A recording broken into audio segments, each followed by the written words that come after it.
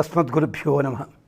భగవద్బంధువులారా, మిత్రులారా, ఇవాళ చెప్పబోయే మంత్రము ఇదొక విచిత్రమైన మంత్రము. దేనికదే ప్రత్యేకత. మంత్రము చదివినప్పుడు దీని ఫలితం ఇది అవుతుందా అనిపిస్తుంది. కానీ ఆ మంత్రార్థము గమనించినట్టయితే ఆశ్చర్యం కలుగుతుంది. మన మహర్షుల మేధస్సు ఎంత గొప్పది అన్నది. ఏమిటో తెలుసునా? ఆధునిక కాలంలో స్త్రీ పురుషులు అంటే బాలబాలికలు తాము ఉన్నత చదువులు చదువుకోవాలి, చదువుతున్నారు, ఎదిగిపోతున్నారు. ఎదిగి ఏ వయసులో వివాహాలు అవుతున్నాయి అంటే కనీసం 3 పదులు అయ్యేంత వరకు కూడా వివాహాలు చేసుకోవటం లేదు. సరే, అదంతా సామాజిక దృక్పథం పక్కనట్టే పెట్టండి. వాళ్ళు ధనము సంపాదిస్తున్నారు, కీర్తి సంపాదించుకుంటున్నారు, అధికారం సంపాదించుకుంటున్నారు. కానీ ప్రజాతంత్రం మా వ్యవచ్ఛేత్సి అంటుంది వేదం. నాయనా, నువ్వు ఎంత ఎత్తుకు ఎదిగినా కూడా నీవు తర్వాత నీకు ఇంకో తరాన్ని తయారు చేయరా బాబు. సంతానము కనాలి, వివాహం చేసుకుని. సంతాన ప్రాప్తి కోసం ఇబ్బందులు పడుతున్న వాళ్ళు ఉన్నత స్థాయికి చెందిన విద్యావంతుల్లో చాలామంది కనిపిస్తుంటారు.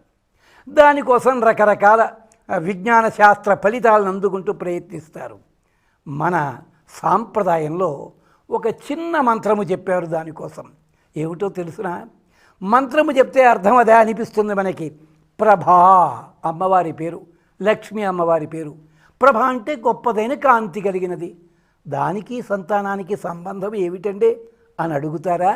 ఓం ప్రభాయై నమః. ప్రకృష్టమైన కాంతి ఎవరికి ఉంటుందో ఆమె ప్రభా.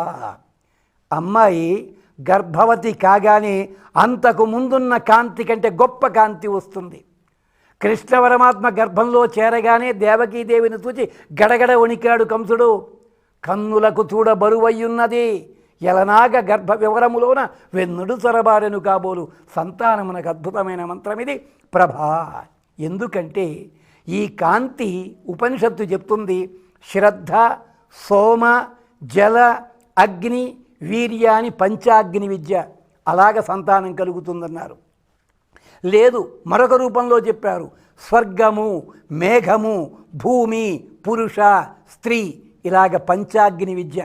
అంటే సత్సంతానము కలగడానికి, సంతాన యోగ్యత కలగడానికి, ఎలాంటి రూపము లోపల రకరకాల మార్పులు చెందుతాయో చెప్పడానికి సంబంధించిన మంత్రమే ప్రభా అంటుంది లక్ష్మీతంత్రం అన్నది.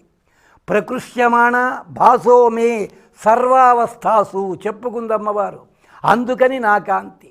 ఎవరైతే ఈయన మంత్రాన్ని చక్కగా ఆస్వాదన చేస్తారో, ఆలోడన చేస్తారో, అనుసంధానం చేస్తారో వాళ్ళకి సత్సంతాన ప్రాప్తి అని అమ్మవారే లక్ష్మీతంత్రంలో ఇంద్రుడికి జ్ఞాపకం చేస్తుంది. భంగ్యంతరంగా, ప్రత్యక్షంగా కాకుండా, వాచ్యముగా కాకుండా చెప్తుంది. అంటే ఓం ప్రభాయై నమః. అందువల్లనే పూర్వకాలం మహర్షులు భార్యల వల్ల సంతానము కన్నప్పుడు శరీర స్పర్శ లేకుండానే తమ కాంతిని వారి లోపల ప్రవేశపెట్టారంటుంది మనకి పురాణములు చూచినట్టయితే అర్థమవుతుంది. అంటే సత్సంతానవతులు స్త్రీలు కావాలన్నా, పురుషులు చక్కటి సంతానాన్ని భార్యల యందు పొందాలన్నా చిన్న మంత్రము ఓం ప్రభాయై నమః. దీనికి అరటిపళ్ళు నైవేద్యము, లేదు దానిమ్మ పండు నైవేద్యము. ఎంచేతంటే దానిమ్మ పండు లోపల గింజలు ఉంటాయి, తీయగానే పొర వస్తుంది, పొర తీయగానే మళ్ళీ గింజలు. మన కోరికలు కూడా అలాంటివే కదా. అందుకని అరటిపండు కానీ దానిమ్మ పళ్ళు కానీ నివేదన చెయ్యండి. 108 సార్లు రోజుకి జపం చేయడం మంచిది. భార్యాభర్తలిద్దరూ కూడా చేయడం అన్నది సత్సంతాన ప్రాప్తి, కలిగిన సంతానమునకు చక్కటి విజ్ఞానము. ఇది పదము చూస్తే కాంతి అనే పదము, అంతరార్థము ఇంత ఉంటుంది. ఓం ప్రభాయై నమః. మరి ఈ మంత్రాన్ని అనుసంధానం చేసుకుందాం. లేదు మాకు లక్ష్మీ కటాక్షం కావాలి, సంపద కూడా లభిస్తుంది దీనివల్ల. మరి ఇంకా విశేషాలతో, వేరు మంత్రాలతో మళ్ళీ జ్ఞాపకం చేసుకుందాం, మళ్ళీ కలుసుకుందాం. అంతవరకు స్వస్తి.